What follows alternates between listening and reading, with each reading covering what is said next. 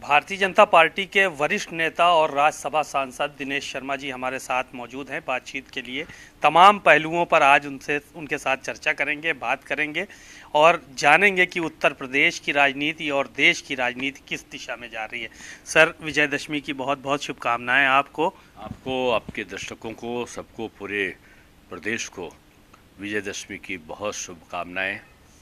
ये हमारा प्रदेश उन्नति करे, समृद्धशाली बने, समन्वित हो, हम सब मिलकर चले और मिलकर इस प्रदेश को सर्वश्रेष्ठ प्रदेश बनाने की तरफ आगे बढ़े।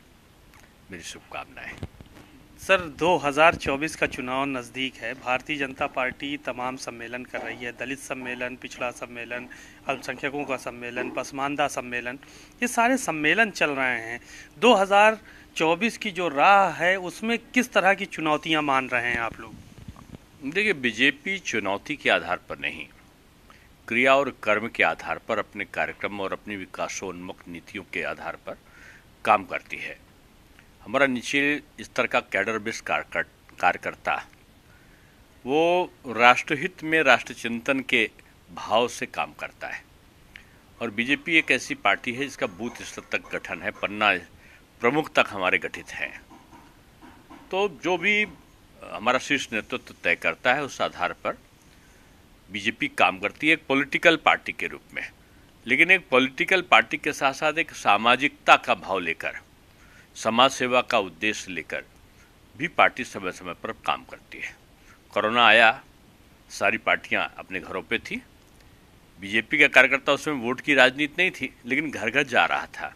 कई कार्यकर्ताओं की मृत्यु हो गई, दवा पहुंचा रहा था, भर्ती करा रहा था, घर में खाना पहुंचा रहा था, रास्ते में सामग्री बांट रहा था।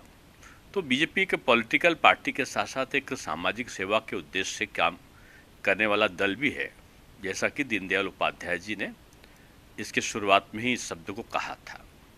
24 का चुनाव आ रहा है, ऐसे में उत्तर प्रदेश की राजनीति बहुत अहम मायने रखती है। इस बार बताया जा रहा है कि तमाम सांसदों के भारतीय जनता पार्टी के रिपोर्ट अच्छी नहीं है, 30% लगभग टिकट बदले जाने हैं।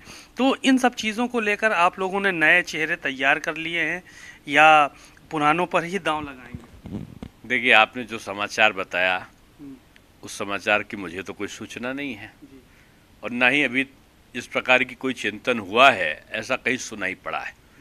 अभी लोकसभा के परिदृश्य में किसी प्रकार का चिंतन तो नहीं हुआ है, लेकिन इतना जरूर मैं कह सकता हूं कि भाजपा ने चेहरा तय कर रखा है। जब से बीजेपी का गठन हुआ तब से चेहरा तय है, उत्तर प्रदेश में भी चेहरा तय। और वो बीजेपी का चेहरा जो है ना, वो है कमल का फूल। एक सवाल और था, इंडिया गठबंधन को लेकर तमाम बातें निकलकर सामने आई, बड़ी नाराजगी रही अखिलेश यादव और कांग्रेस के बीच में, फिर चीज़ें मैनेज हो रही हैं। इस तरह की पॉलिटिक्स जो है उसको कैसे देखते हैं आप? नहीं, ये प्रेशर पॉलिटिक्स है। कोई बयान दीजिए, फिर बयान का प्रत्युत्तर आए, फिर गरिमा दिखाइए, फिर नीचे हो जाइए, फिर नीचे होने के बाद फिर जो मिले वही पे समझौता हो जाए। ये इन लोगों का आपस में, सपा का, बसपा का, कांग्रेस का जो तालमेल का इतिहास है, उसमें आपने देखा होगा कि गठबंधन के पहले लगता है गठबंधन टूट जाएगा और इनको कोई सीटें नहीं मिलेगी। उसके बाद बार्गेनिंग करते करते ये लोग आपस में करीब पहुंचते हैं और फिर हार जाते हैं। ये नाराजगी बार्गेनिंग के लिए चल रही थी? हाँ, निश्चित रूप में। अभी तो जिस गठबंधन की आप बात कर रहे हैं, घमंडिया की, वो तो गठबंधन के रूप में तो है ही नहीं। शुरुआत है लठबंधन से और खड़बंधन तक ये जाएगा। ये केवल चुनावी उद्देश्यों की पूर्ति के लिए आपस में सहयोग करते हैं। कांग्रेस के साथ सहयोग किया, चुनाव हारे, उत्तर प्रदेश के 2 लड़के कहलाते थे, हारने के बाद गठबंधन समाप्त। लोकदल के साथ गठबंधन किया, समाप्त। फिर बीएसपी के साथ गठबंधन किया, बुआ और भतीजे पैर भी छूना और सब कुछ कर डाला, उसके बाद हार गए तो चुनाव गठबंधन समाप्त।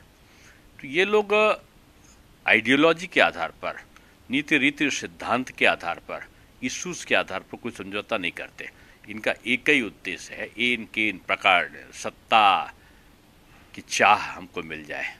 समाजवादी पार्टी के तमाम नेता ऐसे हैं जो कि अखिलेश यादव को प्रधानमंत्री बनाने के लिए बोर्ड लगा रहे हैं जगह जगह। कल बड़ी चर्चा का विषय रहा अखिलेश यादव ने हालांकि इस बात को खंडन किया कि कोई बोर्ड लगाने से प्रधानमंत्री नहीं बनता, हम लोगों का गठबंधन में कोई दरार नहीं है, जो होगा बाद में तय किया जाएगा। बोर्ड लग रहे हैं तमाम जगहों पर अखिलेश यादव। हिंदुस्तान में कि बाहर? यही लखनऊ में लगे हैं। अच्छा, हिंदुस्तान में तो प्रधानमंत्री का पद वैकेंट नहीं है अभी, बहुत समय तक अभी वैकेंट नहीं है। अभी तो इसमें प्रधानमंत्री मोदी जी के रूप में और कहीं अधिक बहुमत से आने वाले हैं। इसलिए मुझको लगता है कि भारतवर्ष में तो प्रधानमंत्री का पद खाली नहीं है, और इसकी कोशिश भी राजनीतिक दल अगर करेंगे तो निराशा ही हाथ लगेगी। अखिलेश यादव बद्रीनाथ केदारनाथ के दर्शन करने भी गए, मंदिर जाना शुरू कर दिया है उन्होंने भी। नहीं, देखिए, तो हर व्यक्ति का अधिकार है। दर्शन से सात्विकता का भाव आता है, सकारात्मकता आती है, सनातन संस्कृति के प्रति सुदृढ़ता का भाव जागृत होता है, साधु संतों के प्रति आदर होता है, राम जन्मभूमि ऐसे स्थान के निर्माण की प्रेरणा जागृत होती है। काशी विश्वनाथ है, मथुरा है, हमारा विंध्याचल का कॉरिडोर है, नैमिषारण का कॉरिडोर है। इसको अच्छा करने की प्रेरणा जागृत होती है देवस्थल में जाने से। तो वो गए हैं, ये भी कहा जा रहा है कि कुछ सॉफ्ट हिंदुत्व का एक मैसेज भी देने की कोशिश। नहीं, देखिए, मैं किसी के व्यक्तिगत क्रियाकलाप पर टिप्पणी नहीं करता हूँ, ये सबका अधिकार है। लेकिन कौन सॉफ्ट है और कौन कठोर है, ये पब्लिक जानती है। उदयनिधि मारन सनातन को कोरोना, मलेरिया, डेंगू कहते हैं, वो किसका पार्ट है? जाहिर सी बात है, वो INDIA के यानी घमंडिया के सदस्य हैं। घमंडिया में कौन कौन है? सबसे बड़ी सहयोगी कांग्रेस है, और कांग्रेस के साथ पीछे चलने वाली समाजवादी पार्टी है। तो जब ये ट्रायंगुलर बना हुआ है तो अंदर से दर्शन करने होंगे, अंतर मन के दर्शन से पवित्रता का भाव ज़्यादा आएगा। सनातन का विरोध करने वाले लोगों के साथ में सहयोग करके मैं समझता हूँ वो भाव भंगिमा जो है समाप्त होती है। समाजवादी पार्टी में खुद तमाम ऐसे लोग हैं जो सनातन का विरोध करते हैं। स्वामी प्रसाद मौर्य को आपने देखा ही होगा, तमाम बातें की उन्होंने। अंग्रेजों ने किया था, तुर्क ने किया था, मुगल ने किया था, फ्रांसीसियों ने किया था, पुर्तगालियों ने किया था। सब आए और चले गए। संस्कृत और सनातन धर्म तब भी था, हजारों लाखों साल पहले, और आज भी है, और हजारों साल पहले आगे तक रहेगा। उसके बारे में कहने वाले कब, कहाँ और किस स्थिति में रहेंगे, ये आने वाला वक्त बताएगा। परमहंस आचार्य अयोध्या के पीठाधीश्वर हैं। कल उन्होंने बहुत बड़े बड़े बयान दिए और स्वामी प्रसाद मौर्य को मारने की सुपारी तक दे डाली 25 करोड़ रुपए की। इस तरह की भी बातें लोग कर रहे हैं उनको लेकर। नहीं, मैंने बयान नहीं सुना है, और राजनीति में हिंसा का कोई स्थान नहीं है। शब्दों का तारतम्य कभी बिगड़ना नहीं चाहिए, और शब्द संवाद में जमान फिसलनी नहीं चाहिए। किसने क्या कहा मैंने नहीं सुना है, अब सुनूंगा तो इसका जवाब दूंगा। एक आखिरी सवाल और था, आजम खां को लेके था कि आजम खां ने कल जब जेल शिफ्ट की जा रही थी, उन्होंने कहा कि मेरा इनकाउंटर हो सकता है और मुझे इतना ज़्यादा जो है वो मेरे ऊपर जुल्म चल रहे हैं। सरकार जुल्म कर रही है सर उनके ऊपर? नहीं, इसमें मैं केवल इतनी टिप्पणी करूंगा कि न्यायिक प्रक्रिया से सरकारों का कोई संबंध नहीं हुआ करता, और न्यायिक प्रक्रिया अपने आधार पर चलती है। 2024 के लिए आप लोग पूरी तरह से तैयार हैं? टंका बजेगा इस बार फिर? मुझको लगता है 80 की 80 सीटों को जीतने का लक्ष्य लेकर पार्टी चली है, और जनता का विश्वास और कार्यकर्ताओं का उत्साह देखते हुए मुझे लगता है कि विपक्ष अपनी एक एक सीट के लिए तरसेगा। एक एक सीट के लिए तरसेगा विपक्ष।